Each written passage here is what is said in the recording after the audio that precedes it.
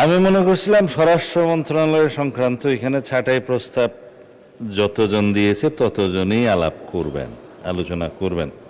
তো তিনজনের মধ্যে দুইজনই দিয়েছে। প্রথম জন মাননীয় সংসদ সদস্য জনাব মোহাম্মদ আব্দুল খালেক সাতক্ষীরা 2, তিনি প্রস্তাব দিয়েছেন গ্রাম পুলিশ দিয়ে মাদকসহ দুর্নীতি বন্ধ করা যায় কিনা এটা দেখা।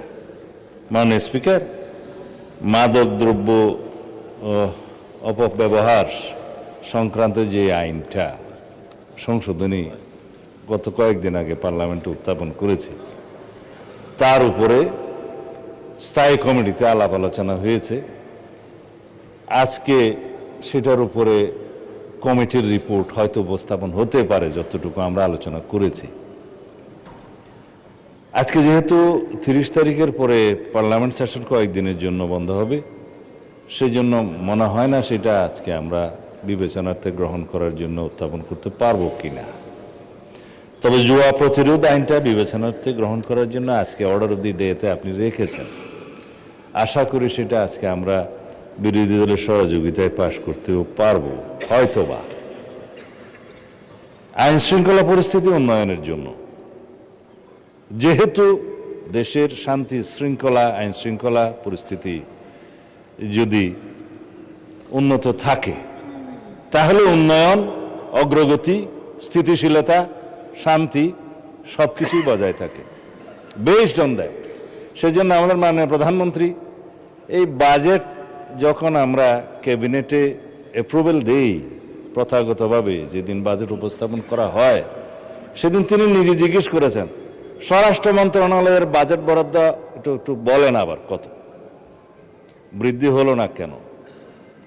তা আমি বলেছি 5-7 কোটি টাকা গত বছরের চেয়ে বৃদ্ধি হয়েছে, তবে যতগুলো প্রকল্প এবং যতগুলো আইন আমরা উত্থাপন করছি তার প্রেক্ষিতে অর্থবিল হিসেবে মাদকদ্রব্য নিয়ন্ত্রণ আইনটা অর্থবিল, এগুলোর জন্য যথেষ্ট ব্যয় নির্বাহ করতে হবে আমাদের। সেটা এই প্রকল্পগুলো এবং আইনগুলো পাশ হওয়ার পরে আমরা সেই খাতে বরাদ্দ চাইব। মাননীয় অর্থমন্ত্রী হয়তো দয়া করে যেগুলো থোক বরাদ্দ রেখেছেন ওখান থেকে প্রকল্প ওয়াইজ বরাদ্দ দিবেন।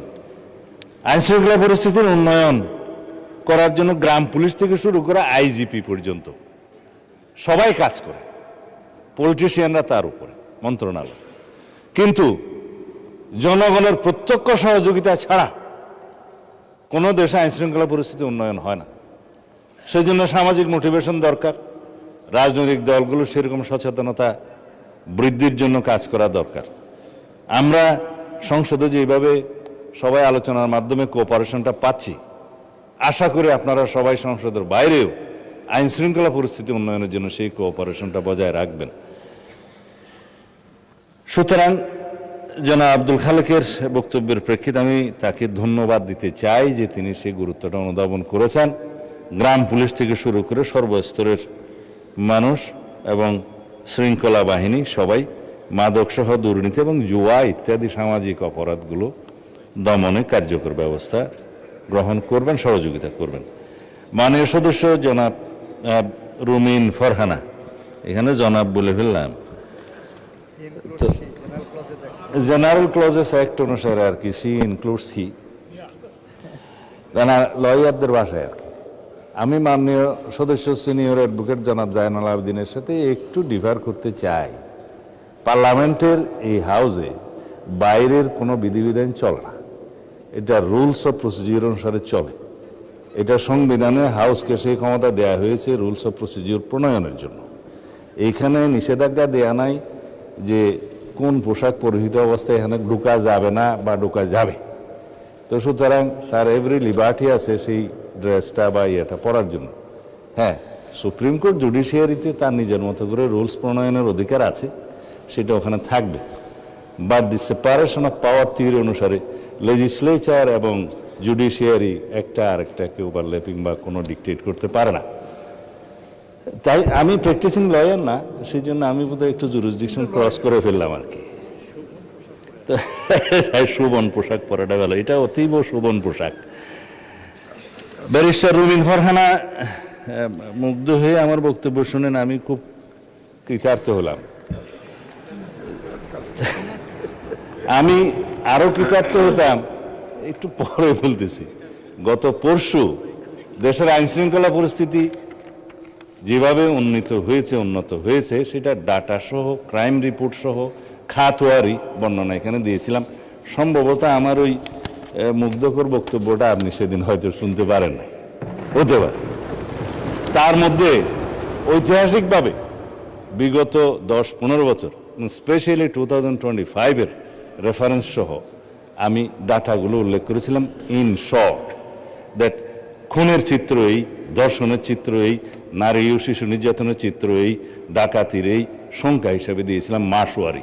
তাতে করে ঐতিহাসিকভাবে এই বর্তমান সরকারের দায়িত্বে আসার পর থেকে এই পর্যন্ত সমস্ত ডাটায় আমরা ঐতিহাসিকভাবে এগিয়ে আছি, মানে উন্নত আছে।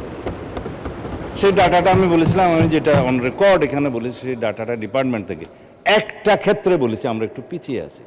সেটা হলো এই যে দর্শনের কেস রেকর্ডের ক্ষেত্রে আমরা একটু বেশি দর্শনের চিত্রটা পেয়েছি। তার একটা কারণ আছে, আগে ধর্ষিতারা রেকর্ড করতে যেত না থানায়, বা পারত না, সামাজিক বা রাজনৈতিক বিভিন্ন হস্তক্ষেপের কারণে। এখন থানায় গেলেই অথবা অনলাইনে তারা জিডি সহ অন্যান্য কিছু দায়ের করতে পারে, এফআইআর দাখিল করতে পারে। এখানে কোনো ইন্টারফিয়ারেন্স নাই, যার কারণে নাম্বারটা একটু ইনক্রিজ হয়েছে। তবে সুখের কথা হলো, ধর্ষণ যেখানেই হোক, শিশু হোক, নারী হোক, যে অবস্থাতেই হোক, আমরা তাৎক্ষণিকভাবে সেটা পুলিশ ডিপার্টমেন্ট অ্যারেস্ট সহ চার্জশিট প্রদানের জন্য এবং মামলায় সহযোগিতা করার জন্য সাক্ষী উপস্থাপন সহ ট্রায়ালের সমস্ত ক্ষেত্রে একটা বৈপ্লবিক পরিবর্তন দেখতে পেয়েছি। যার জন্য রামিসা হত্যার বিচার হয়েছে 15 থেকে 17 দিনের মধ্যে। মাননীয় বিরোধী দলীয় নেতা দাবি করেছিলেন 15 দিনের মধ্যে বিচার করতে হবে, 17 দিনে বিচার হয়েছে। এটা বাংলাদেশের রেকর্ড। আমরা তনু হত্যার আসামিকে দীর্ঘ 15-17 বছরে যে রেকর্ড নাই, সেই রেকর্ড ভঙ্গ করে আমরা তনু হত্যার আসামি ডিএনএ রিপোর্টের উপর ভিত্তিতে আমরা অ্যারেস্ট করতে সক্ষম হয়েছে মাননীয় স্পিকার। বাকিগুলোও হোক। আইন শৃঙ্খলা পরিস্থিতি উন্নয়নের ক্ষেত্রে বলতে চাই, চট্টগ্রামের বাকুলিয়া একটা শিশু ধর্ষণের প্রচেষ্টা হয়েছিল, সেটা তাৎক্ষণিকভাবে অ্যারেস্ট হয়েছে এবং সেটাও মামলা চার্জশিট দাখিল করা হয়েছে সম্ভব। এইভাবে সমস্ত জায়গায় আমি আরেকটা বিষয় উল্লেখ করবো না, যেহেতু আমাদের অ্যাটমসফিয়ারটা খুব ভালো আছে। দলমত নির্বিশেষে দলীয় পরিচয়ের ভিত্তিতে এখানে কোনো পুলিশ কোনো অ্যারেস্ট গ্রেপ্তার করা হয় না, করছে না। অপরাধীকে অপরাধী হিসেবে ট্রিট করছে। সেটা বিরোধী দলীয় পক্ষ থেকে আমরা পেয়েছি। যদি তাদেরও কোনো নেতা কর্মী বিভিন্ন অপরাধে জড়িত হয়, তারা সাথে সাথে ডিসিপ্লিনারি অ্যাকশন নিচ্ছে, সেটা অ্যাপ্রিসিয়েট করি, ধন্যবাদ। আমরাও সেই একইভাবে আইন শৃঙ্খলা পরিস্থিতি উন্নয়নের জন্য কোনো রাজনৈতিক পরিচয়কে আমরা কখনো প্রাধান্য দেব না।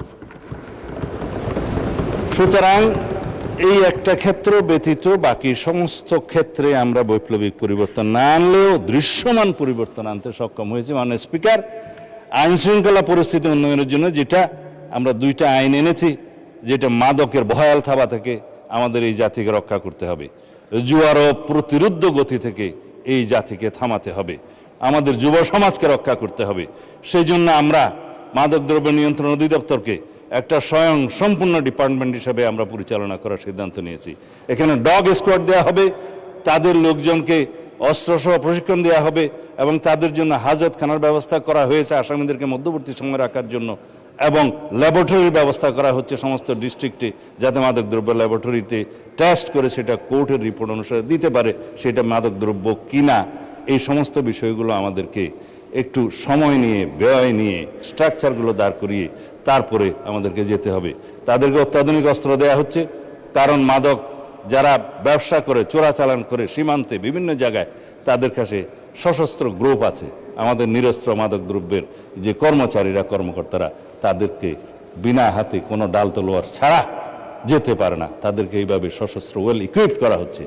আধুনিক টেকনোলজি সম্পন্ন সমস্ত মেশিনারিজ ইকুইপমেন্ট স্থাপন করা হচ্ছে।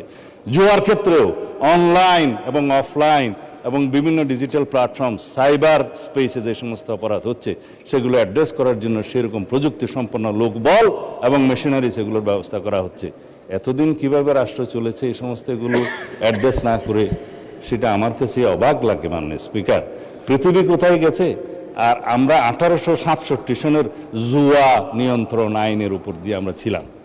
এখন জুয়া নিয়ন্ত্রণ এই প্রতিরোধ আইন, যেটা ব্যাটিং টেটিং এগুলো সব সহ প্রতিরোধ করা হবে 2026 সালের মডার্ন আইন অনুসারে। আশা করি আপনারা সহযোগিতা করবেন। বক্তৃতাটা একটু লম্বা হয়ে গেছে মানে স্পিকার, আমি এই ছাঁটাই প্রস্তাবগুলোর প্রতীকী ছাঁটাই প্রস্তাবগুলো গ্রহণ করতে পারছি না বলে দুঃখিত। মাননীয় স্পিকার, আমাদের উত্থাপিত দাবি অনুসারে দাবি নম্বর 20 আপনি দয়া করে মঞ্জুর করবেন। মাননীয় সংসদ সদস্যদের সহযোগিতা কামনা করছি। ধন্যবাদ।